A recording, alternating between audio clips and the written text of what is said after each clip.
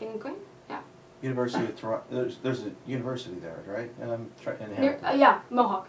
Okay. And McMaster. McMaster, that's right. Yeah, that's what brought me up there one time. I was in Hamilton. And yeah, as far as Toronto, I'd say like I played the Alma Combo a couple times. Played the Sound Academy twice, which is now, well, the Docks, now it's the Sound Academy. Yeah, the Reverb. A lot of great venues up there. They're really interesting. They each have their own feel. It's really kind of one of those times when it's really hard to kind of pick a favorite venue. Because, you know, A, it's so dependent on the crowd, and B, you know, they each have that. You know, some of them are really nice to go chat with the people afterwards. Some of them are really nice because, you know, the stage setup is really neat, and it's nice. Did Mom, were you the chaperone at any of these places? Most of them. Yeah. Not all of them, but most of them. She's really supportive. Yeah, I was a young performer around 15. I was playing, you know, bars, and poor Mom, you know, coming home at 2 o'clock in the morning. Oh, yeah. So yeah, that it's nowadays it's a little bit different than it was back in the 70s. That's for sure.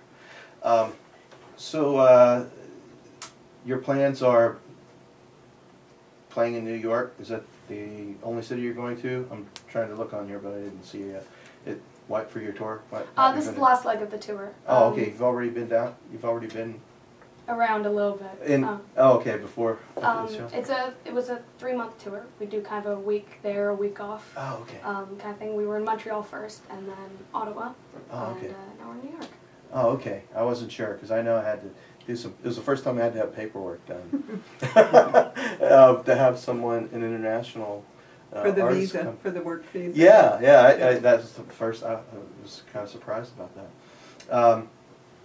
But there's a lot of cool places up in Boston. That's you know, definitely one of the places I would recommend if you come back down again. Check out. I can recommend some places. Oh, I've had some artists that come, you know, on the show and played from the Boston area. So I've been very fortunate to have people coming from all over, and I just keep going. Wow, you know, what's next? I'm gonna have somebody come from Russia. I don't know. So tell me a little bit about, like, I find it interesting about the songwriting, because when you write, it's one thing, you know, to write from this. You have this experience. I remember my first song that I wrote. You know, I just remember the title, but I can't remember what the lyrics were. What was the title? I think it was like a disco tune, and it was called like Time Bomb or something like that. That's it was amazing. like some kind of like, you know, like She's the Bomb or something like kind of thing, you know. It was like... Sounds like a Bee Gees hit. Yeah, it probably was actually more Casey and the Sunshine Band, I think. So you write from this experience, you know, I find it really interesting when I meet young songwriters who can write this music, and it's almost like writing from, I can't explain, help me out here.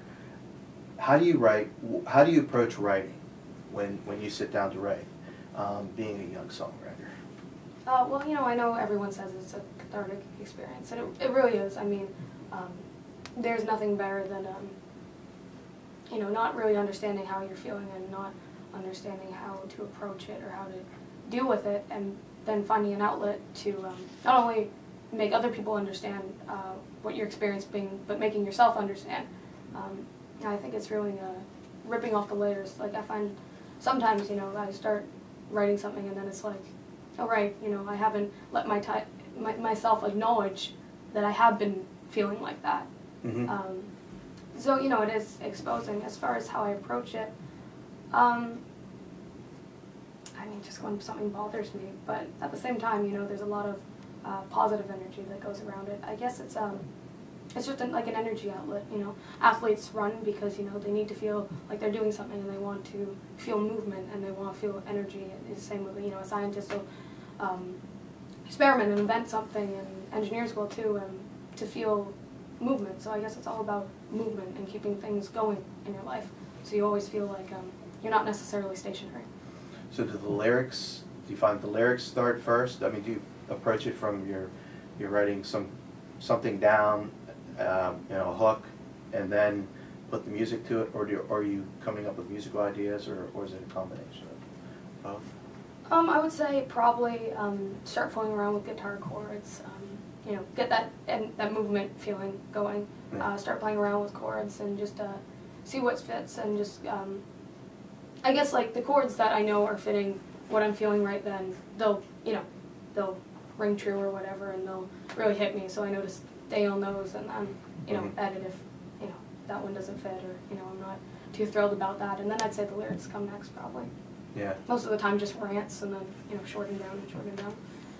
Yeah, my dad gave me a harmonica when I was 12. Oh wow. And like a blues, how to play blues type of thing, and so I had a limited kind of different understanding of what the blues was, but I kind of took to it right away.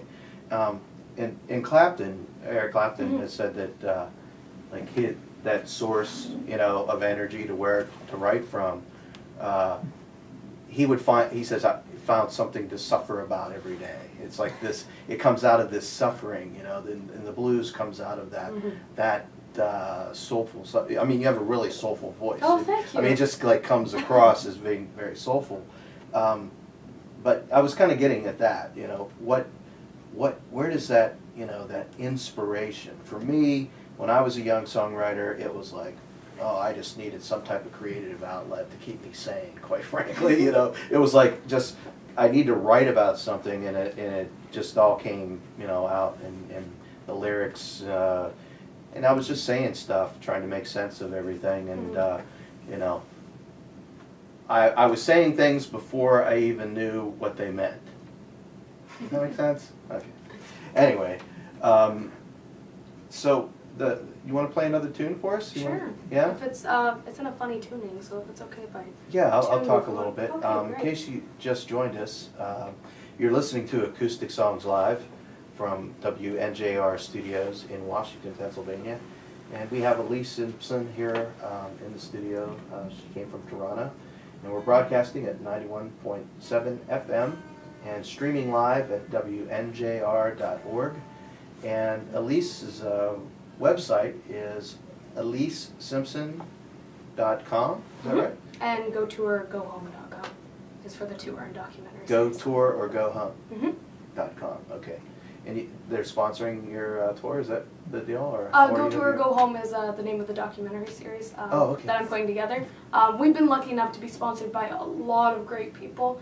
We were sponsored for what we usually have banners when we play shows and put them up on the merch table and that kind of stuff. And we were sponsored for those by Oakville Blueprinting. Our gear is sponsored by Gear Music near where we live, kind of appropriate gear for gear. When we held the launch, we held a EP release for my EP Raw on September 4th of this year, and launched for the tour, and we were sponsored by Roxy's. They took care of the venue, which is kind of like this nice little diner.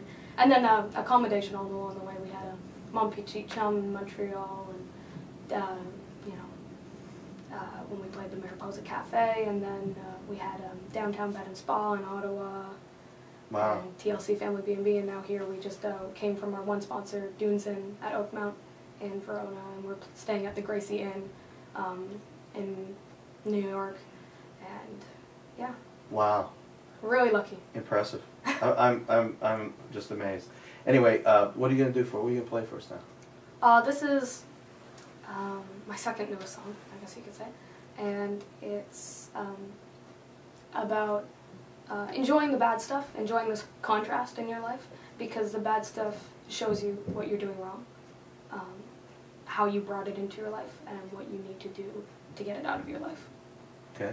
What's the title? Scotty. Scotty? Yeah, it's kind of a funny story about that. When I was writing it, I was really influenced by Jeff Buckley, who I'm a huge fan of. Oh, wow. He's just amazing. Sadly, he's not with us anymore, but when he didn't want to be associated with his dad, Tim Buckley, who was the songwriter in the 60s, big folk guy. Yeah. He would take his stepfather's last name and his middle name, so people would call him Scotty Moorhead. So I thought that was kind of appropriate. And the one line, oh, there you go, banging my guitar. But